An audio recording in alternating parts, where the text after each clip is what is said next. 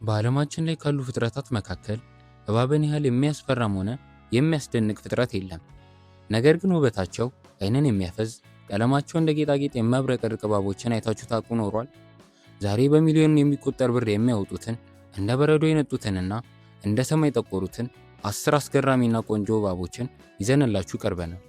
ዛሬ ተፈጥሮ እባቦችን እንዴት አድርጋ እንደሳለቻቸው የምናይበት ልዩ ቆይታ ይኖረናል።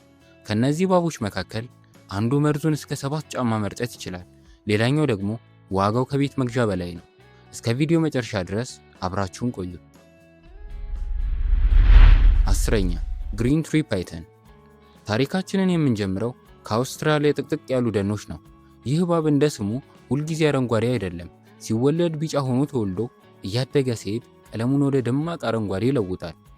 ነገር ግን ተጠንቀቁ፣ ይህ እባብ በዛፍ ቅጠሎች መካከል ተሸሽጎ ስለሚቆይ አዳኞች ሳይታያቸው አፍ ውስጥ ሊገቡ ይችላሉ። በብዛት ትንንሽ ወፎችንና አጥቢ እንስሳትን እንደ አይጥ ያሉትን የሚመገብ ሲሆን የዕድሜ ዘመናቸው ደግሞ በዱር እስከ 15 ዓመት፣ በጥንቃቄ ከተያዙ ደግሞ እስከ 20 ዓመት ይኖራሉ። እንቅልፍ ሲተኙ በዛፍ ቅርንጫፎች ላይ ተንጠልጥለው ጭንቅላታቸውን መሃል ላይ ያደርጋሉ። ይህ አተኛኘታቸው ለየት ያለ ቅርጽ ይሰራል። 9ኛ ብላክ ስፒቲንግ ኮብራ። ይህ እባብ ውበቱ ብቻ አይደለም የሚገርመው፣ ተስጦውም ጭምር ነው። ጠላት ከመጣበት ፊት ለፊት መጋፈጥ አይጠበቅበትም። መርዙን ከርቀት በትክክል አይን ላይ መተኮስ ይችላል። አንድ ሰው በ7 ጫማ ርቀት ላይ ሆኖ አይኑን ማሳወር የሚችልበት ብቃት አለው። መርዛቸውን ሲተኩሱ ኢላማቸው ሁልጊዜ ጠላታቸው አይን ላይ ነው። መርዙ አይን ላይ ካረፈ ጊዜያዊ ወይም ዘላቂ ውርነት ያስከትላል። ጥቁርና ነጭ ቀለሙ ግርማ ሞገስ ይሰጠዋል። አመጋገቡ ደግሞ እንቁራሪቶችን፣ እንሸላሊቶችንና ሌሎች ትንንሽ እባቦችን ይበላሉ። እስከ 20 ዓመት መኖር የሚችል ነው። የሚገርመው ነገር ደግሞ ይህ እባብ መርዙን የሚረጨው ለመከላከል እንጂ ለማደን አይደለም። ለማደን ግን እንደ ማንኛውም ኮብራ ነክሶ መርዙን ይጠቀማል።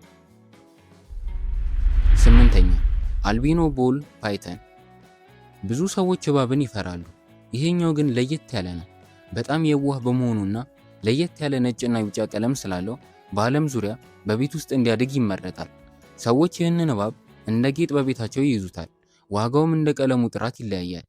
ሌላው ትንንሽ አይጦችን የሚመገቡና እስከ 30 ዓመትም ሊኖሩ የሚችሉ በጣም ረጅም ዕድሜ ካላቸው እባቦች መሃል አንዱ ነው። ልዩ ባህሪያቸው አይኖቻቸው ቀይ ወይም ሮዝ ቀለም በመሆኑ ይህም ብርሃን የመቋቋም አቅማቸውን ይቀንሷል።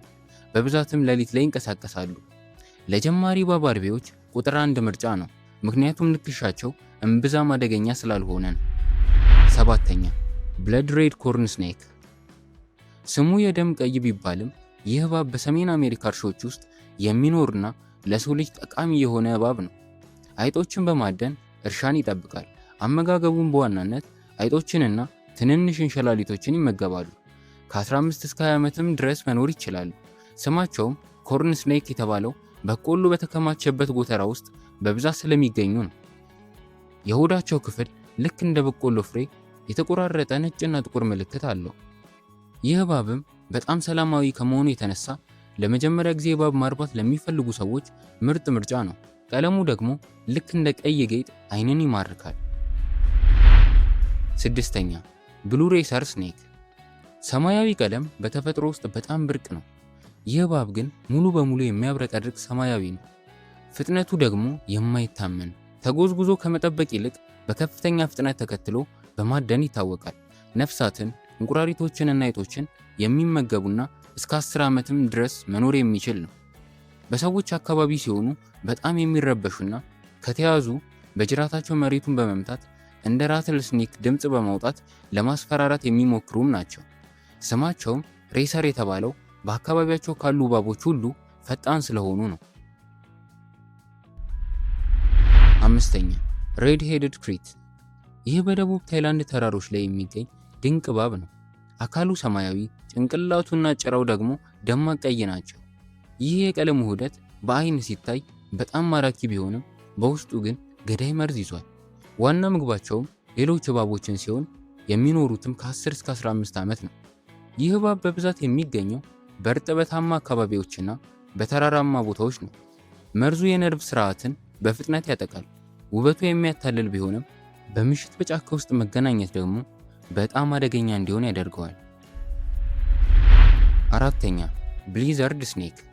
ምንም አይነት ነጥብ ወይም መስመር የሌለው እንደ በረዶ የነጣ ውበት አለው። ይህ እባብ በተፈጥሮ ውስጥ ለመኖር ይከብደዋል፣ ምክንያቱም ነጭነቱ ለጠላቶቹ በቀላሉ እንዲታይ ያደርገዋል። ነገር ግን በውበቱ ቁንጮ እሱ ነው። ይህ እባብ በተፈጥሮ ዱር ውስጥ አይገኝም፣ በሰው እጅ በጥንቃቄ የተዳቀለ ነው። ትንንሽ አይጦችን የሚመገብና ከ15 እስከ 20 ዓመትም የሚኖር ነው። ሙሉ በሙሉ ፒውር ዋይት የሆነ አካል አለው። ምንም አይነት የቀለም ምልክት የለውም። አይኖቹ ደግሞ ለየት ያለ ቀይ ወይም ሮዝ ቀለም አላቸው።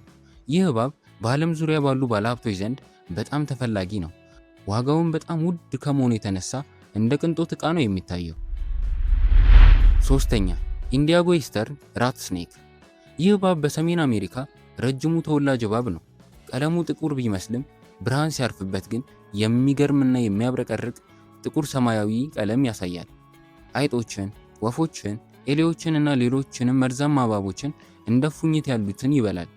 የዕድሜ ዘመናቸውም ከ15 እስከ 25 ዓመት ሲሆን ኢንዲያጎ እባቦች የጫካው ጠባቂዎች ተብለው ይታወቃሉ።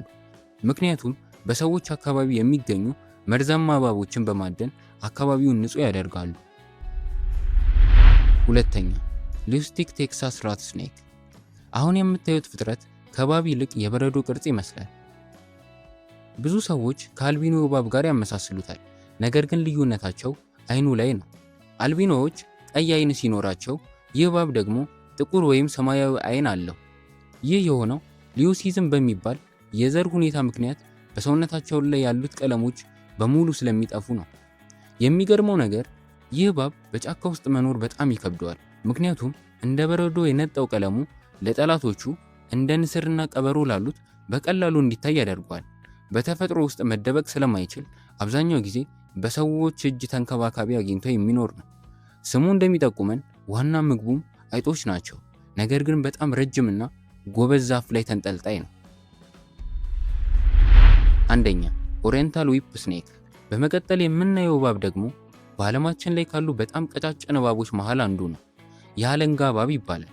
ቀለሙ ደማቅ አረንጓዴ በመሆኑ በዛፎች መካከል ሲሆን ቅጠል እንጂ እባብ አይመስልም። ይህ እባብ እንደ ሌሎች እባቦች ክብ አይን የለውም፣ ይልቅም አይኑ አግድም ነው። ይህ ደግሞ እንደ ባይኖኩላር ርቀትን በትክክል ለመለካት ይረዳዋል። ይህ እባብ በጣም አስቂኝ ባህሪም አለው። ነፋስ በሚነፍስበት ጊዜ ዛፍ ላይ ሆኖ ከቅጠሎቹ ጋር አብሮ ይወዛወዛል። ይህን የሚያደርገው ራሱን ለመደበቅና አድብቶ የሚጠብቀውን እንስሳ እንዳያየው ነው። በብዛት እንሽላሊቶችንና ትንንሽ ወፎችን ያድናል። ምንም እንኳን መርዝ ቢኖረውም መርዙ ለሰው ልጆች ገዳይ አይደለም። ነገር ግን አፉን ከፍቶ ሲያስፈራራ በውስጡ በኩል ጥቁር ቀለም ስላለው በጣም አስፈሪ እንዲመስል ያደርገዋል። ዛሬ ያየናቸው 10 እባቦች ተፈጥሮ ምን ያክል ድንቅ እንደሆነች ያሳዩናል። የእናንተ ተወዳጅ የሆነው የትኛው ነው? ከነዚህ እባቦች ውስጥ አንዱን በቤታችሁ ብታገኙ ምን ታደርጋላችሁ? ኮሜንት ላይ ጻፉልን። ቪዲዮውን ከወደዳችሁት ላይክ እንዲሁም ለጓደኞቻችሁ ሼር አድርጉ። በሚቀጥለው ቪዲዮ እስከምንገናኝ ድረስ ሰላም።